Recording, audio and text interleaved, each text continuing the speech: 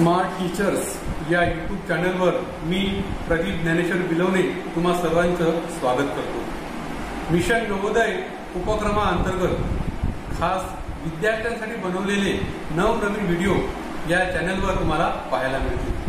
तेव्हा तुम्ही जर या चॅनलवर नवीन असाल तर तुम्ही सर्वांनी माझ्या या चॅनलला सबस्क्राइब करा आणि सोबतच बेल आयकॉनला क्लिक करा, म्हणजे माझ्या नवनवीन व्हिडिओची माहिती तुम्हाला मिळत राहील। चला तर मग आता आपण अधिक वेळ न घालवता आपण आपल्या व्हिडिओला सुरुवात करूया। चला। विषय गणित, घटक क्रमांक 15, परिमिती, क्षेत्रफळ आणि घनफळ, स्वाध्याय 15.1।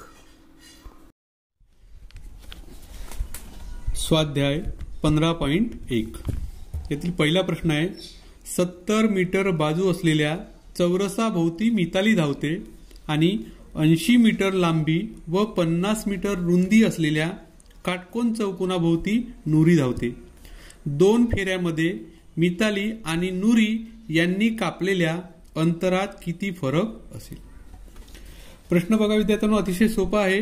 काय म्हटलं या ठिकाणी, मिताली आणि नुरी नावाच्या दोन महिला दिलेल्या आहेत, विद्यार्थिनी दिलेल्या आहेत, धावपटू दिलेल्या आहेत। मिताली ही 70 मीटर बाजू असणाऱ्या चौरसाभोवती धावते असं म्हटलेलं आहे, तर नुरी ही 80 मीटर लांबी आणि 50 मीटर रुंदी असणाऱ्या काटकोन चौकोनाभोवती धावते असं म्हटलेलं आहे। नंतर काय बघा की दोन फेऱ्यामध्ये, म्हणजे मितालीने या चौरसाला 2 फेऱ्या मारलेल्या आहेत आणि नुरीने या काटकोन चौकोनाला 2 फेऱ्या मारलेल्या आहेत, तर नुरीचे अंतर आणि मितालीचे अंतर या दोघातील अंतरामध्ये कितीचा फरक असेल? तर काय करावं लागेल बघा विद्यार्थ्यांनो, पहिल्यांदा आपल्याला या मितालीचा हा जो मैदान आहे, समजा आपण याला मैदान म्हणूया, हा चौरसाकृती असल्यामुळे याच 2 फेऱ्या काढून घेऊया। 2 फेऱ्या काढण्याकरता पहिल्यांदा 1 फेरी काढावी लागेल बघा। याची 1 फेरी काढणे म्हणजेच काय विद्यार्थ्यांनो, या चौरसाची परिमिती काढणे, या चौरसाची परिमिती काढणे। आता चौरसाची परिमिती बरोबर सर्वांना माहित आहे, चौरसाची परिमिती बरोबर 4 गुणिले बाजू, 4 गुणिले बाजू म्हणजेच 4 गुणिले 70, 4 गुणिले 70। तर बघा 7 चोक 28 आणि त्याच्यावर 1 0 म्हणजे 280 मीटर हे झालं बघा या चौरसाची, या चौरसाकृती मैदानाची परिमिती। ही झाली 1 फेरी, याची परिमिती म्हणजे 1 फेरी। आणि आपल्या उदाहरणामध्ये काय म्हटलं, तिने किती फेऱ्या मारलेल्या? 2 फेऱ्या, म्हणजे याच्या काय करावं लागेल, दुप्पट करावं लागेल। 280 गुणिले 2, 280 गुणिले 2, बे 0 0, 8 दुने 16 6, हातचा 1, बे दुने 4 आणि 1 5, 560 मीटर। म्हणजेच या ठिकाणी मिताली एकूण 560 मीटर एवढे अंतर धावलेली आहे। हे झालं मितालीने कापलेलं अंतर। आता बघूया आपण नुरी हिने कापलेलं अंतर। आता हिचा हा काटकोन चौकोन आहे, यालाच आपण 80 मीटरची लांबी आहे, 50 मीटर रुंदी आहे, म्हणजे आपण याला आयत म्हणून सुद्धा म्हणू शकतो। आणि या आयताची परिमिती काढायचं सूत्र आहे, आयताची परिमिती बरोबर 2 कंसामध्ये लांबी अधिक रुंदी बरोबर 2 कंसामध्ये 80 अधिक 50 बरोबर 2 गुणिले या दोघांची बेरीज होते बघा 0, 8 अधिक 5 13, 130, 130। आता याचा गुणाकार जर केला बघा विद्यार्थ्यांनो, तर 13 दुने 26 आणि त्याच्यावर 0 म्हणजे 260 मीटर, 260 मीटर। हे झाली या काटकोन चौकोनाची परिमिती 260 मीटर। आणि परिमिती म्हणजेच ही झाली 1 फेरी, या काटकोन चौकोनाची ही झाली 1 फेरी। नुरी या मैदानाच्या 2 फेऱ्या घालत आहे बघा, ही 1 फेरी म्हणजे दुसरी फेरी म्हणजे काय, याच्या दुप्पट, याच्या दुप्पट। याला आपण दुप्पट करू किंवा याला 2 गुणिले 2 करूया। बे 0 0, बेस आहे 12/2, हातचा 1, बे दुने 4 आणि 1 5, 520 मीटर। तर नुरीचं अंतर आहे 520 मीटर आणि मितालीचं अंतर आहे 560 मीटर। या दोघांच्या अंतरामधला फरक किती असा आपला प्रश्न आहे। आता फरक काढणे म्हणजे काय विद्यार्थ्यांनो, या ठिकाणी असलेल्या जास्त अंतरातून आपण कमी अंतर काय करूया वजा करून घेऊया 520 मीटर आणि उत्तर बघा 0, 4 आणि 0 म्हणजे 40 मीटर. या दोघांच्या धावण्यामधला जो अंतरामधला जो फरक असणार तो असणार आहे 40 मीटर आणि 40 मीटर हे जे उत्तर आहे हे उत्तर पर्याय क्रमांक सी या ठिकाणी आलेलं आहे. तर अशा प्रकारचं उत्तर काढत असताना विद्यार्थ्यांनो आपण जर अशी समजण्याची छोटीशी आकृती जर काढली तर या आकृतीच्या आधारे आपल्याला हा प्रश्न अगदी पटकन लक्षात येतो, अन्यथा आपण थोडंसं कन्फ्यूज होऊ शकतो. प्रश्न क्रमांक 2. एका चौरसाकार भूखंडाच्या बाजूची लांबी 50 मीटर आहे. या भूखंडाला 3 पदरी तारेचे कुंपण घालण्यासाठी प्रति मीटर 25 रुपये दराने किती खर्च होईल. या ठिकाणी विद्यार्थ्यांनो आपल्याला काय म्हटलं बघा, एक चौरसाकार भूखंड आहे. एक चौरसाकार म्हणजे त्या भूखंडाची जमिनीच्या तुकड्याची जी आकार आहे तो आहे चौरसाकृती. तर चौरसाकृती म्हटलं म्हणजे याचा अर्थ काय विद्यार्थ्यांनो की याच्या चारही बाजू सारख्या असणार आहेत. आपल्याला या ठिकाणी बघा एक बाजू दिलेली आहे 50 मीटर, याची ही एक बाजू जी आहे विद्यार्थ्यांनो ही एक बाजू आहे 50 मीटर. मग या भूखंडाला 3 पदरी तारेचे कुंपण घालण्यासाठी म्हणजे याला बघा 3 पदरी म्हणजे काय बघा विद्यार्थ्यांनो, असा पहिल्यांदा एक पदर, मग पुन्हा आणखी एक आणि मग आणखी एक, असं 3 पदर जर याला तारेचं कुंपण घालायचं आहे. नंतर काय म्हटलं बघा की प्रति मीटर म्हणजे जो तार आपण घेऊ त्या प्रति मीटर ताराची किंमत होणार 25 रुपये. तर त्याला एकूण किती रुपये खर्च येईल. हा एकूण किती रुपये खर्च येईल, 25 रुपये दराने एकूण किती खर्च येईल हे काढण्याकरता आपल्याला एकूण तार किती लागेल हे माहीत असणे आवश्यक आहे. बघा एकूण तार आपण एकदा काढलं की मग आपण काय करूया, एकूण तार जे असेल त्याला 25 गुणिले 25 करूया म्हणजे आपल्याला खर्च समजेल. मग आता 50 मीटर लांबीचा हा जो भूखंड चौरसाकृती भूखंड आहे या भूखंडाची आपण सुरुवातीला याची 3 पदरी तार किती लागते हे काढण्याकरता आपल्याला पहिल्यांदा एक पदर जर आपण विचार केला, एक पदराचा एकाचा विचार करूया, एक काढून घेऊया आणि एक काढणे म्हणजेच काय विद्यार्थ्यांनो या चौरसाची परिमिती काढणे. याला एक पदरी तारेचं कुंपण घालण्याकरता किती तार लागेल हे काढणे म्हणजे या चौरसाची परिमिती काढणे. आणि मग आता चौरसाची परिमिती बरोबर 4 गुणिले बाजू. मग आता बघा काय होणार आहे 4 गुणिले 50 मीटर बरोबर 5 चौक 20 आणि त्याच्यावर 1 0 म्हणजे 200 मीटर. हा जो चौरसाकृती भूखंड आहे याच्या चारही बाजूची बेरीज, चारही बाजूच्या लांबीची बेरीज होणार आहे 200 मीटर. बघा कसं होईल पहा, इथं हे 50 आहे, 50 अधिक 50 100, 100 अधिक 50 150 आणि 150 अधिक हे 50 200 मीटर. म्हणजेच या चौरसाकृती भूखंडाची परिमिती असणार आहे 200 मीटर. ही झाली एक पदर. याचा किती पदर म्हटलं विद्यार्थ्यांनो 3 पदरी तारेचं कुंपण म्हणजे 200 मीटर आणखी पुन्हा 200 मीटर आणि आणखी पुन्हा 200 मीटर म्हणजेच 200 गुणिले 3 असं केलं तरी चालेल. 200 त्रिक म्हणजे बेत्रिक 6 आणि त्याच्यावर 2 0 म्हणजे 600 मीटर. एकूण आपल्याला 600 मीटर तार लागणार आहे. या चौरसाकृती भूखंडाला आपल्याला 3 पदरी तारेचं कुंपण घालण्याकरता एकूण 600 मीटर तार लागेल. मग आता आपण काय म्हटलंय बघा, प्रति मीटर म्हणजे एका मीटर ताराची किंमत आहे 25 रुपये. मग आपल्याला 600 मीटरची किंमत जर काढायची असेल तर आपण काय करणार विद्यार्थ्यांनो 600 गुणिले 25 हा आपल्याला गुणाकार करावा लागेल. बघा मग 5 0 0 5 0 0 6 5 30 1 0 वाढवूया, बे 0 0 बे 0 0 आणि बेस आहे 12. याची बेरीज बघा विद्यार्थ्यांनो 0 0 अधिक 0 0 0 अधिक 0 0 3 अधिक 2 5 आणि हा 1 म्हणजेच 15,000. आपल्याला एकूण किती रुपये खर्च येईल विद्यार्थ्यांनो 15,000 रुपये खर्च येणार आहे. आणि 15,000 हे उत्तर पर्याय क्रमांक बी या ठिकाणी आलेलं आहे. क्रमांक 3 एका काटकोन चौकोनाची परिमिती 7 सेंटीमीटर आहे. त्या काटकोन चौकोनाचे क्षेत्रफळ 200 चौरस सेंटीमीटर आहे. तर त्याची लांबी व रुंदी सेंटीमीटर मध्ये काढा. अशा प्रकारचा प्रश्न जर असेल विद्यार्थ्यांनो, आता या ठिकाणी बघा आपल्याला परिमिती दिलेली आहे आणि त्या चौकोनाचं क्षेत्रफळ दिलेलं आहे. चौकोन आहे बघा, चौरस नाही, चौकोन म्हटलेला आहे. चौकोनाची परिमिती आहे आणि चौकोनाचं क्षेत्रफळ दिलेलं आहे.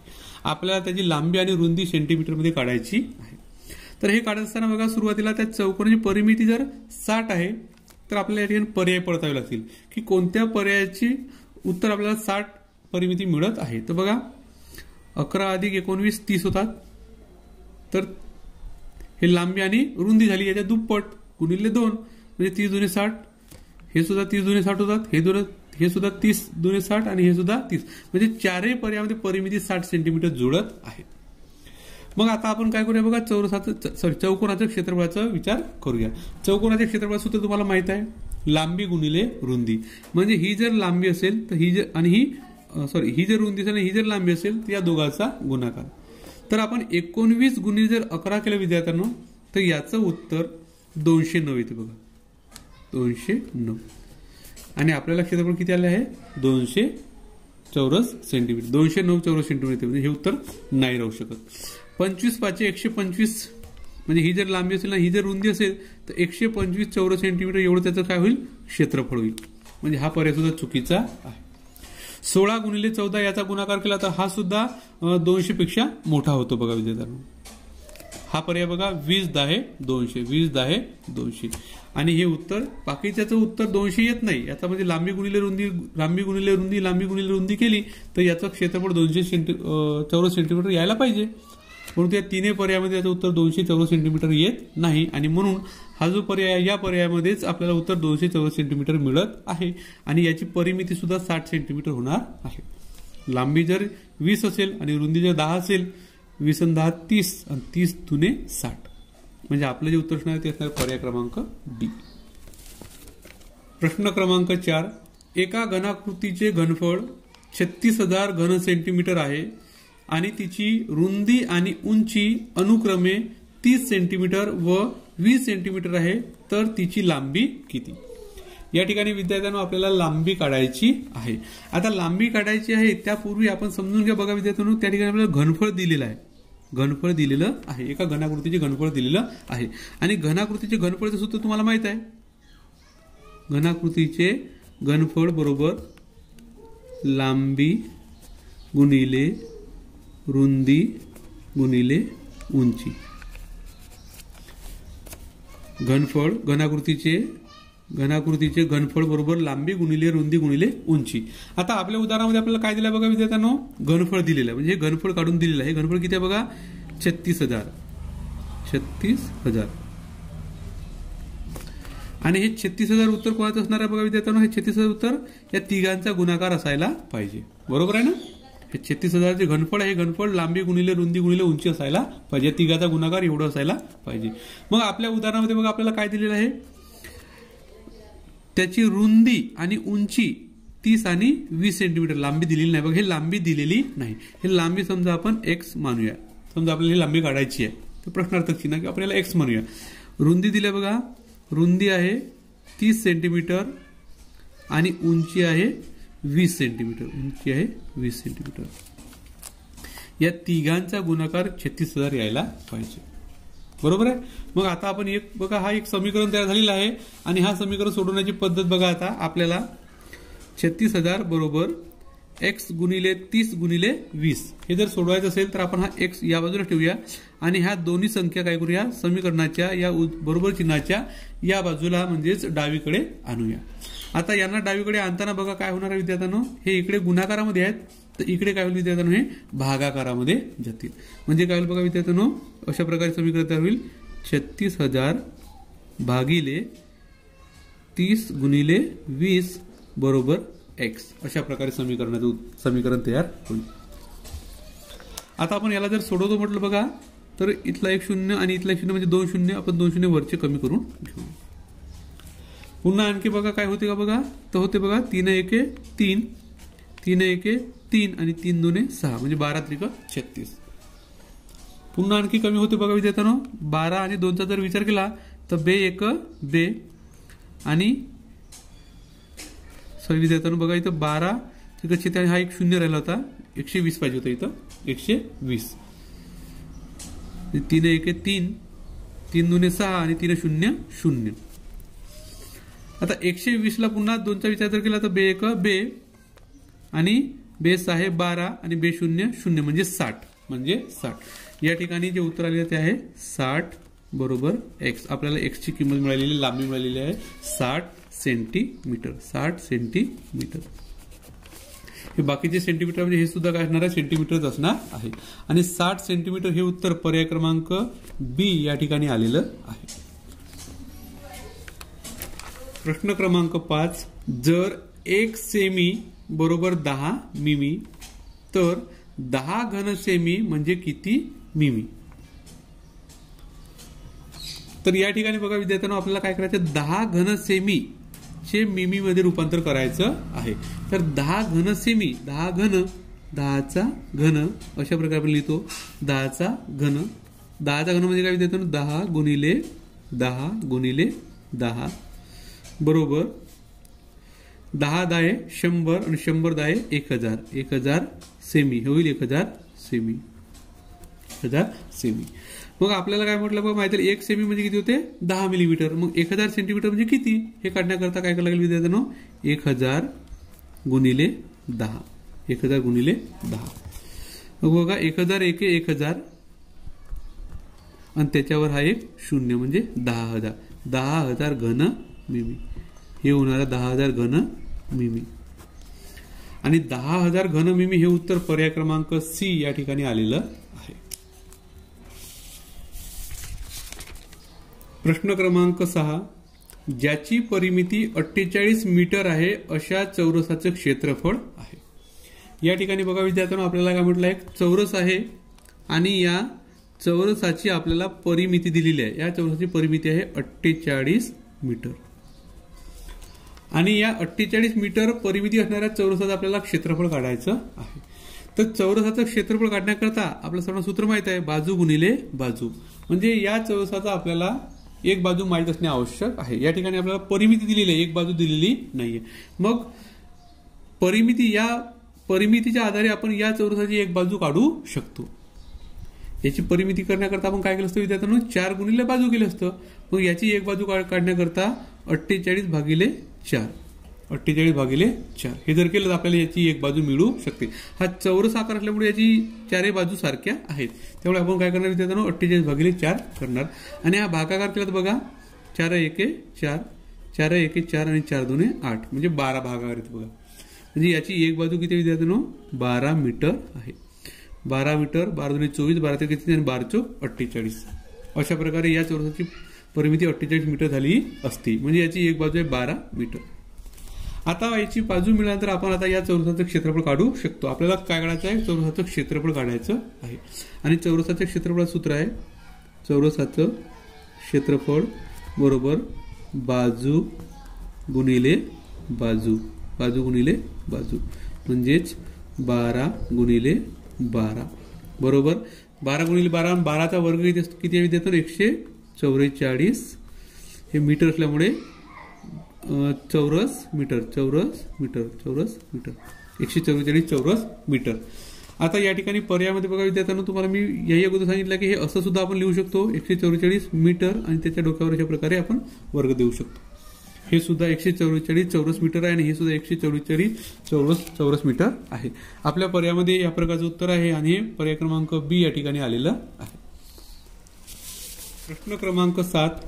एका साबणाच्या वडीची लांबी 7 सेंटीमीटर, रुंदी 5 सेंटीमीटर आणि जाडी 2.5 सेंटीमीटर आहे. ज्या पुठ्ठ्याच्या खोक्याची लांबी, रुंदी आणि जाडी अनुक्रमे 56 सेंटीमीटर, 40 सेंटीमीटर आणि 25 सेंटीमीटर असेल, त्यात अशा किती साबणाच्या वड्या ठेवता येतील?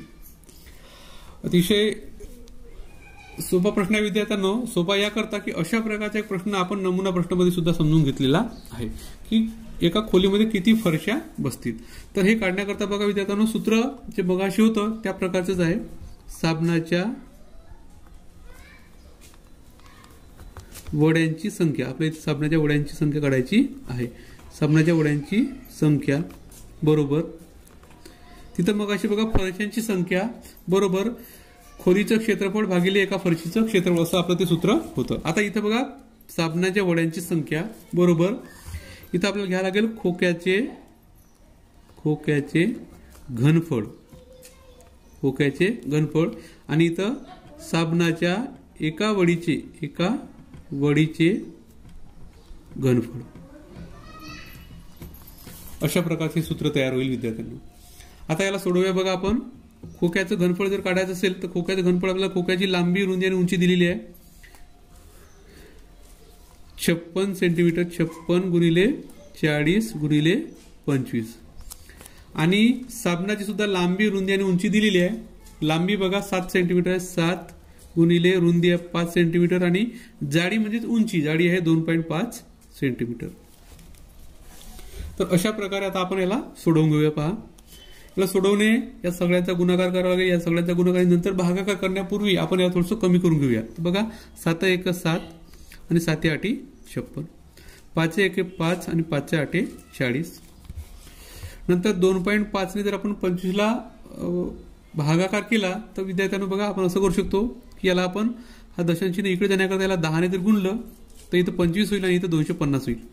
इथं 25 होईल आणि इथे किती होईल 250 होईल. म्हणजे दशांशचिन्ह इकडे काढल्यानंतर याला 10 ने गुणलं तर याला 10 ने गुणलं आपण. ठीक आहे. मग काय होतं बघा 25 1 25 आणि 25 10 250. आता काय उरला बघा सर्वांनी, फक्त आपल्याला वरचा गुणाकार बाकी आहे. काय उरला तो 8 गुणिले 10. याचा गुणाकार बघा 8 8 64 आणि 64 10 640.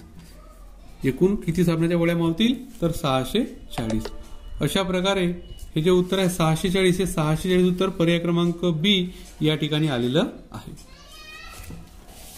प्रश्न क्रमांक 8. चौरसाची परिमिती जर त्याच्या क्षेत्रफळा इतकी असेल तर त्याची बाजू किती सेमी मध्ये हवी. एक असा चौरस आहे की त्या चौरसाची परिमिती आणि चौरसाचं क्षेत्रफळ हे काय असणार आहे सारखंच आहे. त्याची परिमिती सुद्धा तेवढीच आहे, तेवढं त्याचं क्षेत्रफळ आहे. तर मग या चौरसाची बाजू किती असेल, किती सेंटीमीटर असेल. तर त्याच्याकरता आपण बघा विद्यार्थ्यांनो पर्यायाचा पडताळा घेऊ शकतो. समजा याची बाजू जर 6 सेमी असेल तर याचं जे परिमिती असणार आहे ते असणार आहे 6 चौक 24. 6 चौक 24 असणार आहे, 24 सेमी. आणि क्षेत्रफळ किती विद्यार्थ्यांनो 6 6 36 चौरस सेंटीमीटर. 36 चौरस सेंटीमीटर. म्हणजे हे काही जुळत नाही, सारखं नाही आहे. 2चा विचार करूया बघा. हे जर 2 सेंटीमीटर असेल तर याची परिमिती किती येईल 8 आणि याचं क्षेत्रफळ 2 गुणिले 2 4. म्हणजे हे सुद्धा सारखं नाही आहे, हे सुद्धा सारखं नाही आहे.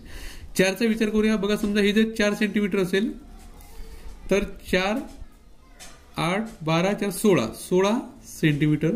16 सेंटीमीटर. आणि याचं क्षेत्रफळ बघा 4 चौक 16 बरोबर 16च होत आहे. 16 चौरस सेंटीमीटर. म्हणजे हे सारखं जुळत आहे बघा.